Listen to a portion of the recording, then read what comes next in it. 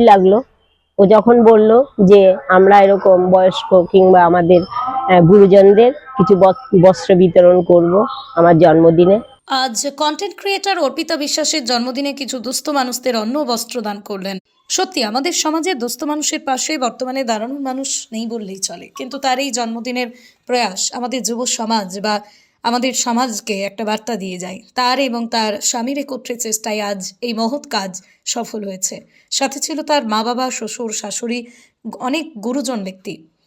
তাদের কথা social media থেকে যে ভালোবাসা পাচ্ছে বা যা ইনকাম হচ্ছে তার থেকে কিছু অংশ মানুষের সাথে ভাগ করে নেওয়া তাদের কাছে খুব ভাগ্যের ব্যাপার। এবং তারা এটাও বলে যে যদি গুরুজনদের আশীর্বাদ মাথায় থাকে তবেই আমরা মানুষের পাশে ভবিষ্যতে দাঁড়াতে পারবো। আমাদের ক্যামেরার সামনে আজকের এই অনুষ্ঠান সম্পর্কে কি জানালেন তা তুলে ধরছি আপনাদের সামনে। বাতকুল্লা থেকে সুমন আচার্যের রিপোর্ট, নতুন বাংলা নিউজ।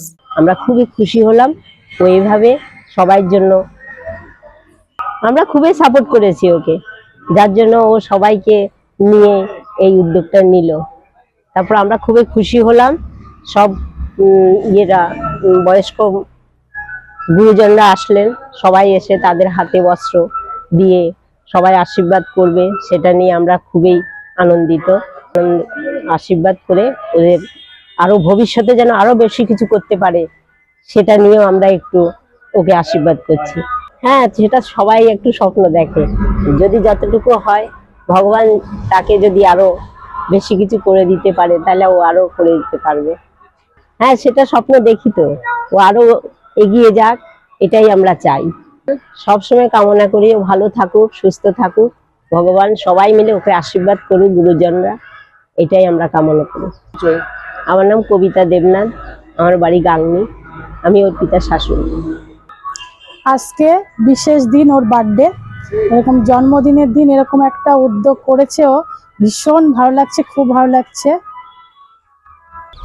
শুরু থেকেই সমস্ত বিষয়ে আমি ওকে সব সময় সহযোগিতা করে আসছি, করব। এটা তো অনেক অনেক ভালো কাজ, এরকম কাজ আরো ও করুক, আমি এটাই চাইবো, ওর পাশে সবসময় থাকবো। ও জন্মের আগে থেকেই ওর বাবা তো সার্ভিস করছে, এখনো করছে। ও একটু অন্যরকম দেখেছে বাবাকে, এরকম দেশের জন্য যেভাবে কাজ করে যাচ্ছে এখনো করছে, ও নিজেরও একটা ফিলিংস হয়েছে। স্বপ্ন তো সবাই দেখে, চাই তো অবশ্যই অনেক ভালো কাজ করুক, অনেক বড় জায়গায় যাক, আর এরকম ধরনের কাজ করুক। সবসময় পাশে আছি, থাকবো, আর বাকিটা ভগবান ভরসা। নিশ্চয়ই নিশ্চয়ই একটাই সবসময় কামনা করব, ও সুস্থ থাকুক, ভালো থাকুক, সবাইকে নিয়ে খুব ভালো থাকুক। নিশ্চয়ই নিশ্চয়ই। পূর্ণিমা বিশ্বাস, অর্পিতার মা।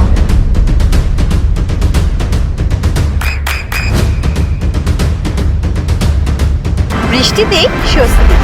বৃষ্টি অ্যাকোয়া, বিশুদ্ধ পানীয় জল। কথা বলতে এই ইচ্ছেটা ছিল আমাদের দুজনের বহুদিন আগে থেকে। আর আমার বাবা সিআরপিএফ এ আছেন উনি, আর আমি বাবাকে ছোটবেলা থেকে দেখেছি যে বিভিন্ন জায়গায়, মানে বেশিরভাগ তো আমাদেরকে সময় দিতেই পারতো না, জঙ্গলে ডিউটি করা, এগুলো দেখেছি, মানে আমাদের দেশের জন্য আমি দেখেছি আমার বাবাকে করতে। তো সেখানে দাঁড়িয়ে আমারও ভীষণ ইচ্ছে ছিল যে কিছু একটু করতে, কারণ অতটা তো আমি পারবো না আমার বাবার মতো, কিন্তু একটু চেষ্টা করেছি। আর সবার আশীর্বাদ এবং ভালোবাসা থাকলে ভবিষ্যতে আরো অনেক মানুষকে নিয়ে এরকম কাজ আমি করতে চাই। আর আমার স্পেশাল ডেটা আরো বেশি স্পেশাল হয়ে গেল এরকম একটা কাজের জন্য। আর সত্যি কথা বলতে আমার পাশে আমার হাজবেন্ড এবং শ্বশুর শাশুড়ি, বাবা মার আশীর্বাদ না থাকলে কখনো হতো না। প্রথমবার, তবে এবার থেকে প্রতি বছর বছর, এছাড়াও বিশেষ কিছু ওকেশন যেমন দুর্গাপুজো, এরকম টাইপের ওকেশনে আমরা মানুষের পাশে দাঁড়ানোর চেষ্টা করব। অ্যাকচুয়ালি তো বললোই যে আমার শ্বশুর মশাই উনি তো সিআরপিএফ এ জওয়ান। উনি সারা জীবন ধরে তো বনে জঙ্গলে এবং মানুষের সেবা করেই আসছেন, মানে আমাদের ভারতবাসীর প্রত্যেকটা মানুষেরই অ্যাকচুয়ালি সেবা করছেন। তো সেটাই দেখি ও আর কি কিছু করার চেষ্টা করেছে, বাবার মতো হয়তো পারবে না। তো আমি সত্যি কথা বলতে খুবই গর্বিত যে এরকম চিন্তা ভাবনা ও আমাকে বলেছে। আর দুজনেরই স্বপ্ন ছিল একটা, যে কিছু কিছু মানুষদের পাশে দাঁড়াবো। আর সত্যি কথা, ও এভাবে মানুষের পাশে দাঁড়াবে, এই বিষয়টা আমার কাছে খুবই আনন্দের। সত্যি কথা দেখি ভবিষ্যতে আরো কিছু করতে পারি কিনা মানুষের জন্য, সাধারণ মানুষের জন্য চাইবো আরো কিছু করতে। অবশ্যই পাশে থাকবেন এইভাবে আমাদের। আর সবাই আশীর্বাদ করবেন যেন আরো বড় কিছু করতে পারি।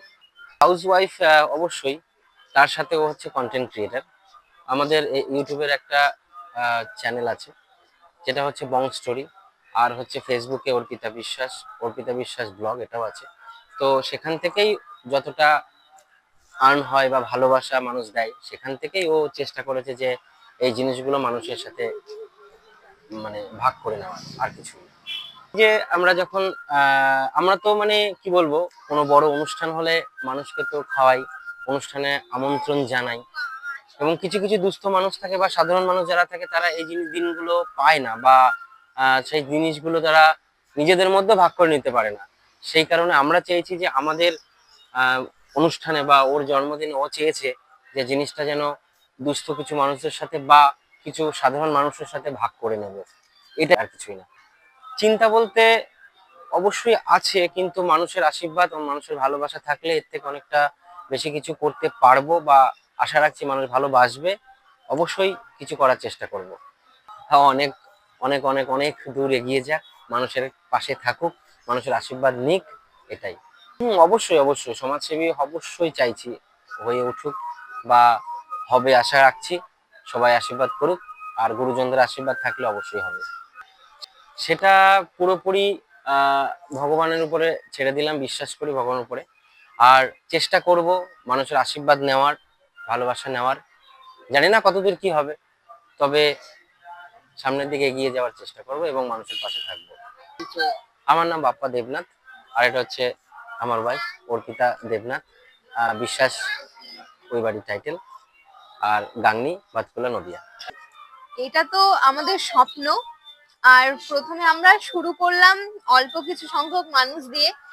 ভবিষ্যতে সবার আশীর্বাদ, গুরুজনদের আশীর্বাদ থাকলে আমরা অবশ্যই অবশ্যই আরো অনেক বেশি সংখ্যক মানুষকে সাহায্যের হাত বাড়িয়ে দেবো।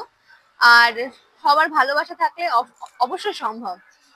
ভীষণ ভাবে, মানে প্রথম থেকেই, যেহেতু আমি একজন কন্টেন্ট ক্রিয়েটার, তো প্রথম থেকে আমি দেখেছিলাম ওকে সাপোর্ট করতে। তো প্রথম থেকে ও পুরোপুরি আমার পাশে ছিল, আর ওরও ভীষণ ইচ্ছে ছিল যে এরকম একটা ভালো কাজ আমরা করি।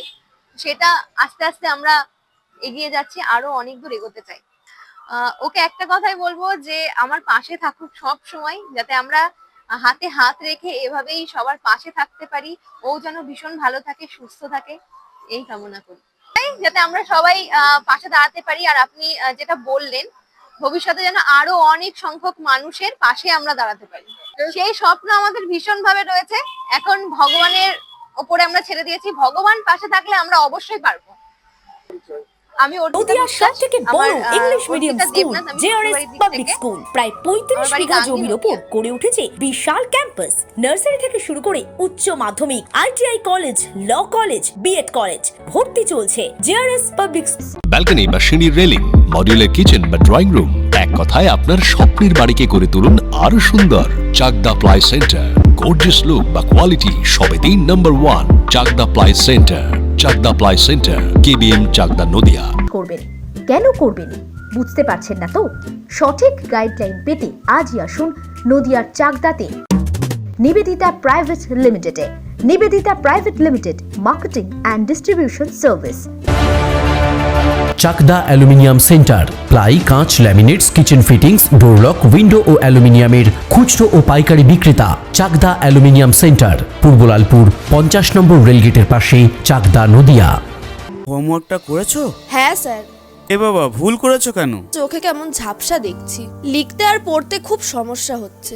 চাকদার মডার্ন অপটিক্স থেকে ভালো চোখের ডাক্তার দেখিয়ে নাও। প্রতিদিন প্রকৃত চোখের ডাক্তার ও দৃষ্টি বিশেষজ্ঞ মডার্ন অপটিক্স, চাকদহে। স্যামসাং, জিও, রিয়েলমি, নদিয়ার একমাত্র অথরাইজড ডিস্ট্রিবিউটর ঘোষ কমিউনিকেশন, থানার মোড়, চাকদা।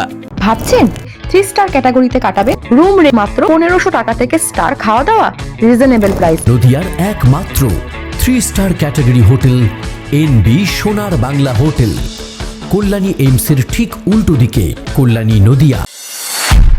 নদিয়া জেলার সবথেকে বড় বিল্ডার্স চাকদার মা মনসা বিল্ডার্স, রড ও সিমেন্টের পাইকারি ও খুচরো বিক্রেতা। মা মনসা বিল্ডার্স, পদ্মবিলা, চাকদা, নদিয়া। রড কেনাকাটায় থাকছে ডিসকাউন্ট অফার। মা মনসা বিল্ডার্স,